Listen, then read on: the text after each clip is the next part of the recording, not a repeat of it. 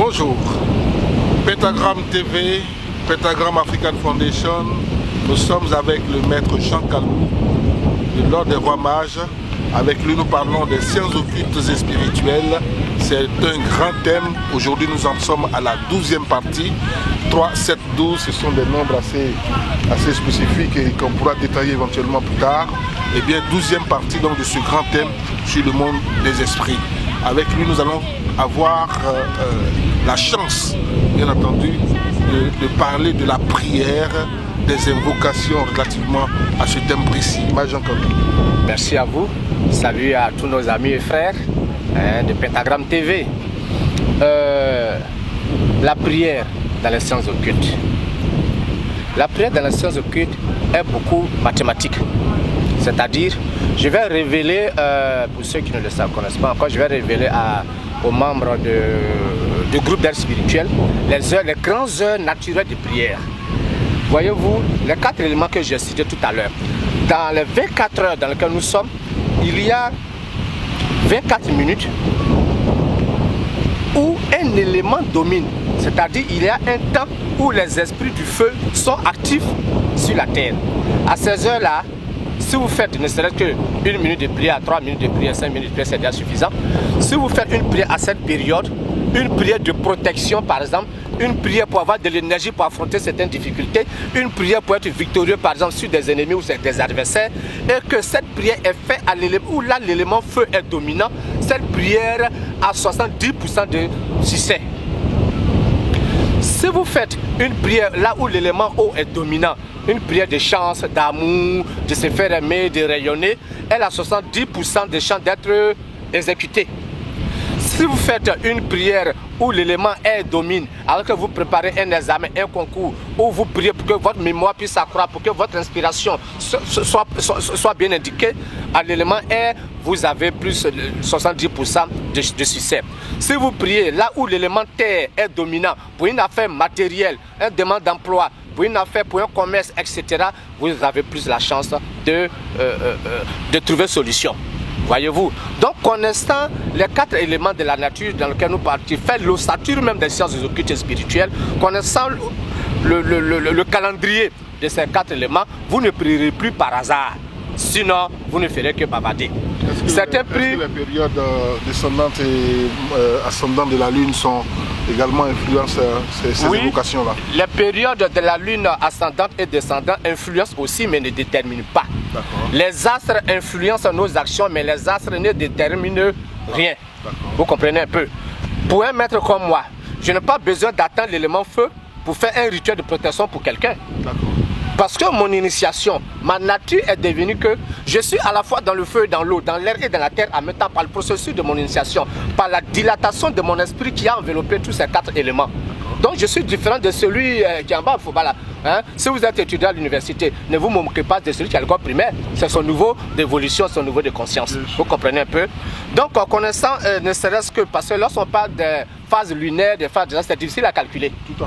Un profane, c'est difficile pour lui. Mais là, pour les éléments, c'est beaucoup plus facile en tenant compte de leur GMT. C'est très facile. Et tout ça, je vais les révéler au fur et à mesure. Vous comprenez un peu? C'est un peu ça. Mais quand vous priez, par exemple, pour avoir une protection, n'est-ce pas, contre la magie noire, la sorcellerie, une protection contre ce que vous craignez, et que vous priez où l'élément eau est dominant, où l'élément air, ou bien l'élément air est dominant, Ce serait comme vous devez vous adresser à un gendarme et puis vous avez vu en route un douanier et puis vous dites bon, comme tu portes aussi une casquette, voilà mon problème. Non, il faut se rendre là où il faut se rendre. Donc l'univers est mathématique. Il faut connaître les lois de la nature. C'est ce qu'on appelle connaître les lois de la nature. À quel moment le feu est actif, à quel moment l'air est actif, à quel moment l'eau est active, à quel moment. Si vous connaissez les procédures de l'influence de la Lune, vous pouvez aussi les utiliser. Vous voyez un peu, très bien. Mais à des enseignements que je compte y donner, je vais vous apprendre d'autres méthodes par rapport à ce qui est déjà lancé et écrit dans les livres vulgaires, qu'on trouve dans les librairies. Donc la prière c'est quoi? La prière c'est un art de communication avec le mystérieux inconnu, n'est-ce pas? Parce que Dieu ce n'est pas un monsieur qu'on peut corrompre, n'est-ce pas? Quand vous dites par exemple, quelle que soit votre religion, il y a les prières religieuses qui sont bien. Mais les prières ésotériques et spirituelles sont mieux. Vous comprenez un peu? Voilà, les prières ésotériques sont mieux parce que c'est fait selon les lois mathématiques de la nature. Quand vous frottez une bichette d'allumettes sur son équivalent, ça produit du feu. Quand vous frottez deux cailloux, ça produit du feu. C'est la loi. Ne demandez pas pourquoi ça ne produit pas de l'eau. Ce n'est pas ça. Selon ce que vous voulez faire, vous devrez un peu connaître les lois de la nature et puis naturellement en profiter. L'une de mes missions aussi, c'est de mettre en harmonie les hommes avec ce que tu as appelé tout à l'heure les anges gardiens. C'est-à-dire le génie qui, l'intelligence, j'aime bien le mot intelligence, le génie d'intelligence, l'intelligence qui est comme un gardien spirituel que la nature lui a prêté et qu'il ignore. Qui a présidé même à ta naissance. Il y a aussi des esprits qu'on appelle les esprits servants. Chaque être humain, parce qu'il est l'image et la ressemblance du grand Dieu qui est l'univers dans sa totalité, chaque être humain possède 4 génies servants. 4 génies.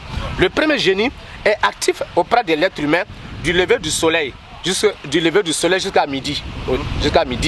Le second génie prend le contrôle dans l'aura de chaque être humain de midi jusqu'au coucher du soleil. Le troisième génie prend la relève du coucher du soleil jusqu'à minuit GMT. Le 4e génie prend la relève de minuit GMT, donc 01, jusqu'au prochain lever du soleil. Ces 4 gardiens nous sont donnés gracieusement par la nature. Vous voyez un peu?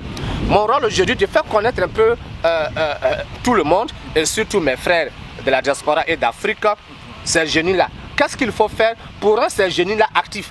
Parce que le sorcier qui vient t'atteindre là, tant que tes gardiens là n'ont pas accepté l'offrande qu'il fait chez lui là-bas, là, ça ne peut pas passer.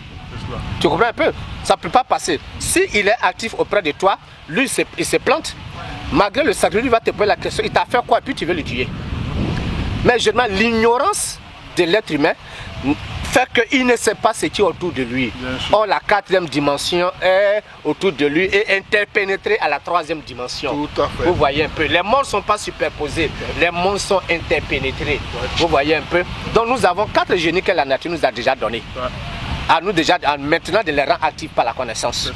Tout cela, je compte le mettre naturellement.